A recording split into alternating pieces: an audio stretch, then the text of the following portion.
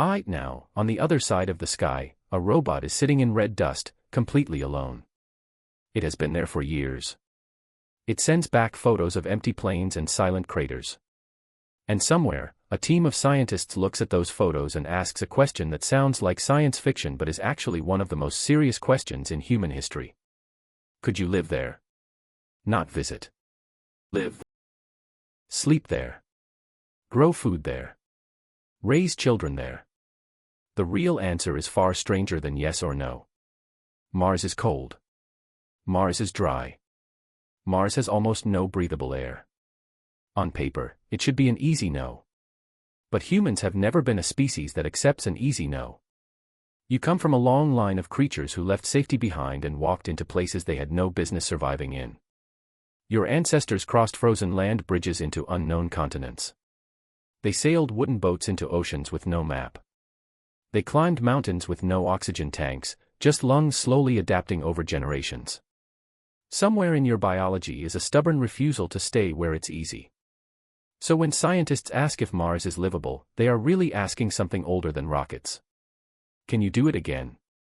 Start with the basics. Mars is about 140 million miles from Earth on average. Its atmosphere is less than 1% as thick as ours. That atmosphere is mostly carbon dioxide, which means one unprotected breath outside would kill you in minutes, not from poison, but from your blood pressure dropping so fast your body would essentially boil from the inside. Your skin would survive a few seconds. Your lungs would not. The temperature swings are brutal too. A summer day near the Martian equator might reach a comfortable 70 degrees Fahrenheit. Sounds nice. But that same day, the temperature can crash to negative 100 degrees by nightfall. There's no thick atmosphere to hold heat in, so the planet loses it almost instantly. Imagine a beach day that turns into an Arctic night in a matter of hours. Every single day. Then there's the radiation. Earth has a magnetic field that acts like an invisible shield, deflecting harmful particles from the sun and deep space. Mars lost most of its magnetic field billions of years ago. Without it, the surface is bathed in radiation levels that would significantly raise your risk of cancer over time. Living there isn't just about breathing and temperature. It's about slowly being cooked by a universe with no roof over your head. So why does anyone still think this is possible? Because humans have solved impossible problems before. Robert Zubrin, an aerospace engineer who has spent decades studying Mars settlement, has argued that the resources needed to survive there already exist on the planet. Mars has frozen water at its poles and underground. Its atmosphere, thin as it is, contains carbon dioxide that can be converted into oxygen and even rocket fuel. Zubrin's key insight was simple. Don't bring everything from Earth. Build what you need using Mars itself. This idea, called in situ resource utilization, changes the entire equation. Instead of carrying tons of oxygen and fuel across 140 million miles, you manufacture it on arrival. NASA has already tested this. In 2021, an experiment on the Perseverance rover called MOXIE successfully converted Martian carbon dioxide into breathable oxygen, producing small amounts again and again. It was a proof of concept the size of a car battery. But it worked. And if it can be scaled up, it means the air problem, the one that seems most impossible, might actually be solvable with existing technology. Water is trickier but not hopeless. Orbital scans have detected large deposits of ice beneath the Martian surface, especially near the poles. Chris McKay, an astrobiologist at NASA who has studied Mars' habitability for years, has pointed out that if humans can access that ice, they solve two problems at once. Drinking water. And, when split into hydrogen and oxygen, more breathable air and more fuel. So the raw materials might be there. What about shelter? This is where things get genuinely strange. You can't just build a house on Mars the way you'd build one on Earth.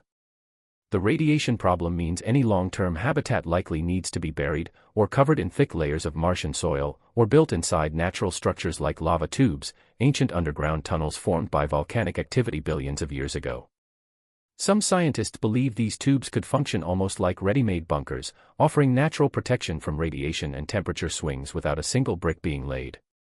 Imagine your first Martian home not being a shiny dome under an open sky, like the movies show you, but a room carved into rock, lit by artificial light, buried far enough underground that the universe's radiation can't reach you.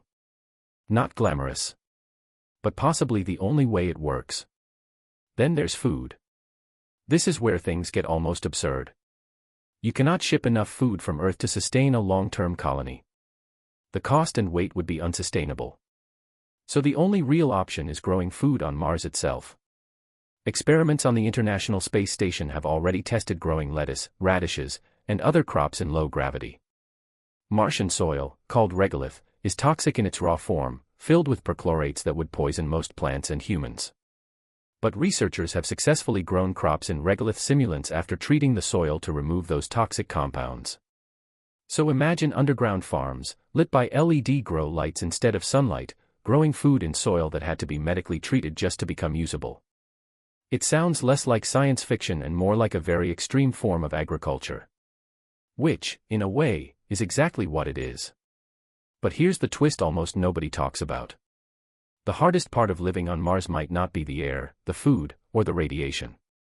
It might be your mind. Sidney Dew, a researcher who studied the feasibility of long-term Mars settlement, has pointed to something unsettling in mission simulations. Isolation studies, including ones run in remote environments like Antarctica, show that small groups living in extreme confinement for long periods experience serious psychological strain. Depression. Conflict. A breakdown in group cohesion. Now stretch that isolation across years, with no ability to simply step outside, no changing seasons, no birds, no ocean, no casual walk in a park.